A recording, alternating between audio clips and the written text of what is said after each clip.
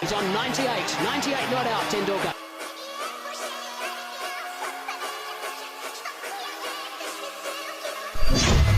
Short ball, quick ball, might be out, is out.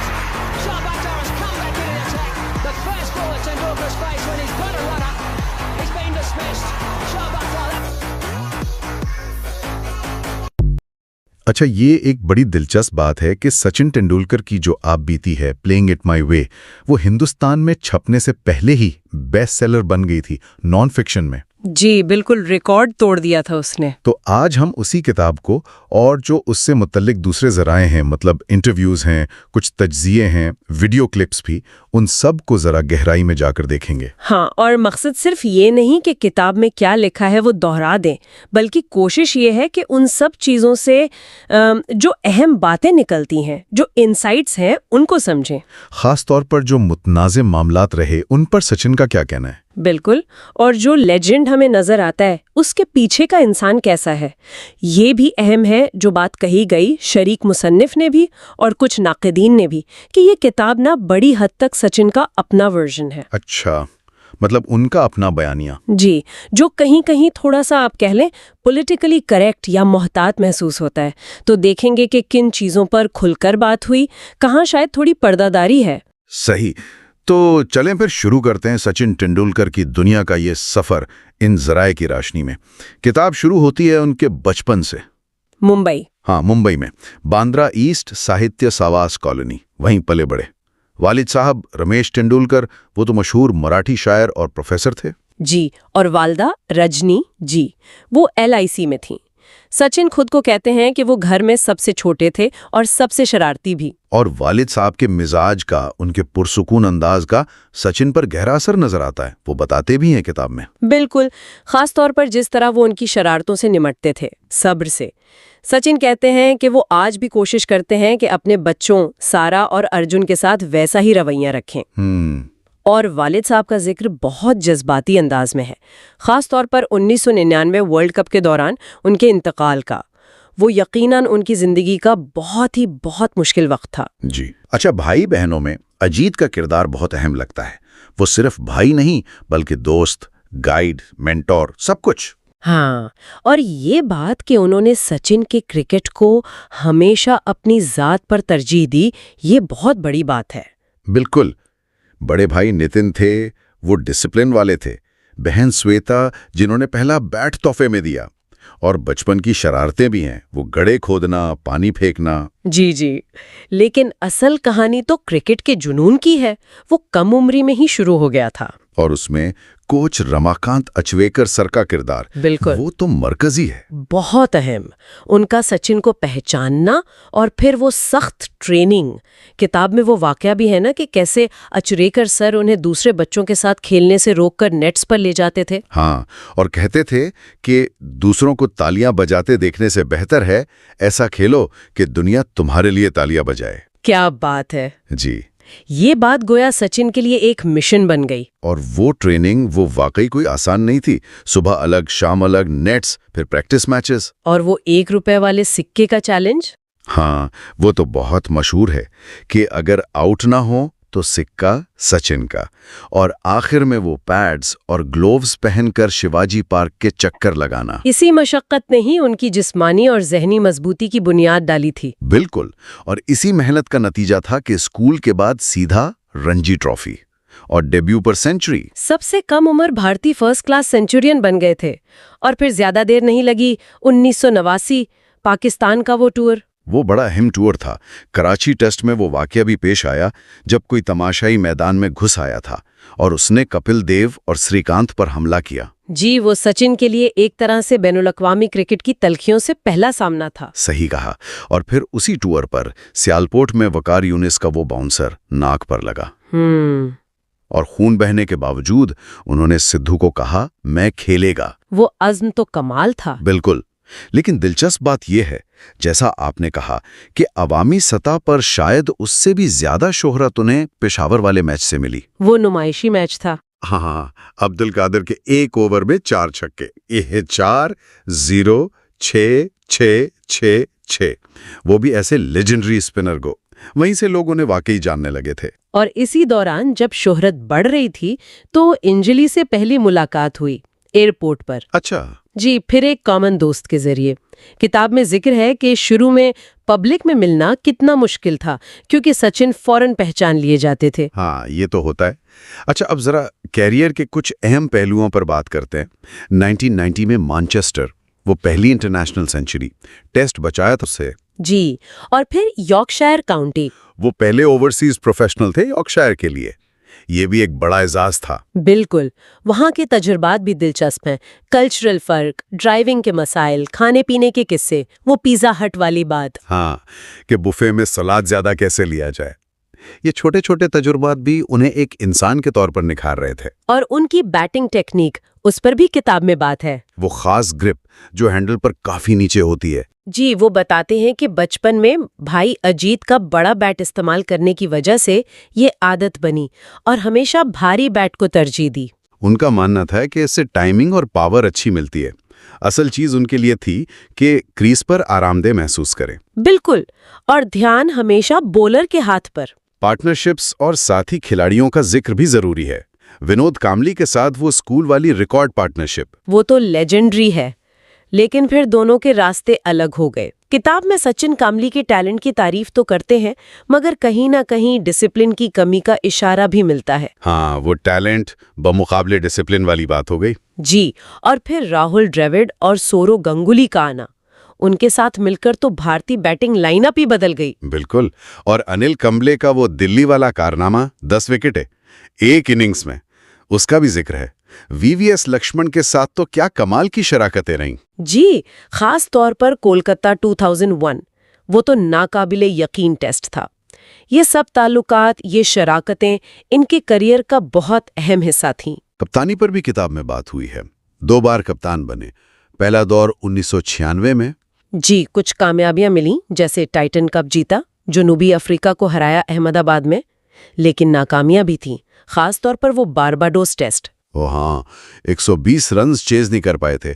वो इसे अपने करियर के बदतरीन लम्हात में गिनते हैं। बिल्कुल, और इसी दबाव की वजह से शायद 1997 के आखिर में कप्तानी छोड़ दी।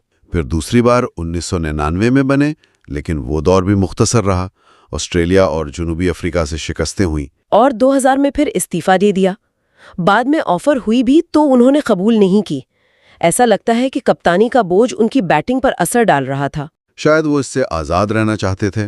ये दिलचस्प है कि वो नासिर हुसैन को बेहतरीन हरीफ कप्तान मानते हैं। जी, उनकी हिकमत अमली की तारीफ करते हैं। हरीफों की बात करें तो शेन वॉर्न, इनके साथ मुकाबला तो खास था। वो तो क्रिकेट की तारीख का हिस्सा है, खास तौर पर 1998 शारजा। वो डेजर्ट स्टॉर्म से पहले सचिन ने बाकायदा तैयारी की थी वॉरेन के खिलाफ। हाँ, लेग स्टेम के बाहर रफ में प्रैक्टिस करना, और फिर ग्लेन मैग्राह के साथ वो माइंड गेम्स। जी, नफ्सियाती जंग, और एलन डोनाल्ड के साथ तो कभी कभी गर्मा गर्मी भी हो जाती थी। लेकिन मैदान से बाहर जैसे ब्रायन लारा हैं, उनसे गहरी दोस्ती का भी जिक्र है। बिल्कुल। अच्छा, एक और अहम पहलू है इनके कैरियर का, वो है चोटें, इंजरीज। ओ हाँ, वो तो एक लंबी फहरिस्त है। पैर का अंगूठा, फिर वो टेनिस एल्बो जिसकी सर्जरी हुई, उंगली, कंधा, बाइसेप्स। लातादाद चोटें हैं, और हर बार उनसे सेहतयाब होकर वापस आना, ये उनकी ज़हनी मजबूती दिखाता है। और खेल से मोहब्बत, कई बार तो शदीद दर्द में भी खेलते रहे।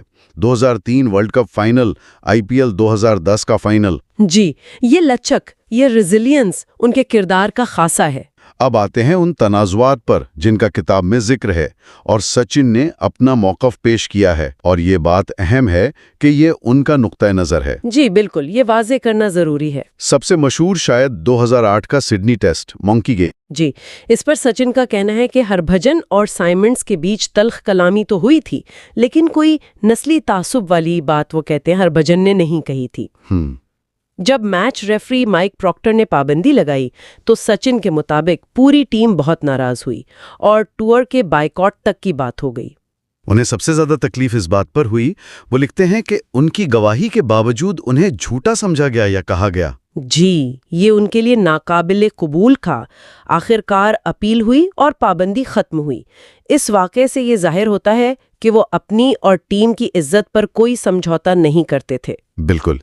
फिर 2001 में जनूबी अफ्रीका वाला वाकया, माइक डेंस ने बॉल टेम्परिंग का इल्जाम लगाया। हाँ, कि वो गेंद की सीम साफ कर रहे थे। सचिन इसे बिल्कुल गलत समझते हैं और तौहीन आमेज भी। उन्होंने फौरन बोर्ड को बताया और इस पर भी काफी हंगामा हुआ। यहाँ भी वही बात है, अपनी साख का दिफा। जी, और तीसरा अहम वाकया 2004 का मुल्तान टेस्ट, जब राहुल द्रविड़ ने इनिंग्स डिक्लेयर कर दी और सचिन 194 पे नॉट आउट थे। हाँ, इस पर वो लिखते हैं कि वो बहुत मायूस हुए थे, हैरान भी, क्योंकि उनके मुताबिक जो टीम मीटिंग में तय हुआ था उससे पहले डिक्लेरेशन हो गई। उन्होंने ड्रेसिंग रूम में द्रविड़ से बात की, अपनी नाराजगी भी जाहिर की। ये वाकया जाहिर है टीम के अंदरूनी मामलात की पेचीदगियों को दिखाता है। और हम फिर वाजे कर दें कि हम यहाँ सिर्फ किताब में जो सचिन का वर्जन है वो बता रहे हैं।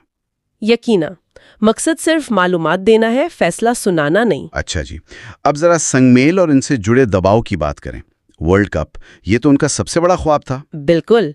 1996 सेमीफाइनल की हार, 2003 फाइनल की शिकस्त, उन सब मायूसियों के बाद आखिरकार 2011 में, वो भी मुंबई में, अपने होम ग्राउंड पर वर्ल्ड कप जीतना, वो उनके लिए सब कुछ था। वो इसे अपने करियर का सबसे यादगार लम्हा कहते हैं। और वो शारजा की डेजर्ट स्टॉर्म इनिंग्स, कौन भूल सकता है। 1998 रेत के तूफान के बाद ऑस्ट्रेलिया के खिलाफ वो नाकाबिल यकीन सेंचुरी, फिर फाइनल में अपनी सालगिरह पर एक और सेंचुरी। जी, और फिर 2010 में वनडे की तारीख की पहली डबल सेंचुरी ग्वालियर में। ये सब तारीखी लम्हात हैं। लेकिन इन कामयाबियों के साथ दबाव भी था, खासतौर पर वो 100वीं बैनुल अक़वामी सेंचुरी का इंतजार। ओह हाँ, वो तो बहुत लंबा इंतजार हो गया था। 2011 वर्ल्ड कप के बाद तकरीबन 1 साल। मीडिया, फैंस, हर तरफ बस वही सवाल। सचिन खुद मानते हैं कि वो ज़हनी तौर पर बहुत थका देने वाला दौर था। जब आखिरकार मार्च 2012 में बांग्लादेश के खिलाफ मीरपुर में वो सेंचुरी बनी, तो उनके चेहरे पर जो सुकून था वो सबने देखा। जी, अच्छा, आईपीएल पर भी उनके ख्यालात दिलचस्प हैं। वो उसके मुस्बत पहलुओं का जिक्र करते हैं। जैसे मुख्तलिफ ममालिक के खिलाड़ियों के बीच ताल्लुकात बेहतर हुए। वो हरभजन साइमंड्स की मिसाल देते हैं। हाँ, कि आईपीएल की वजह से उनकी दोस्ती हुई, शायकीन का रवैया बदला, डोमेस्टिक टैलेंट को मौका मिला, पहचान मिली। लेकिन साथ ही वो ये भी कहते हैं एहतियात से कि आईपीएल की परफॉर्मेंस को टेस्ट क्रिकेट के इंतखाब का वाहिद मेयार नहीं बनाना चाहिए। बिल्कुल।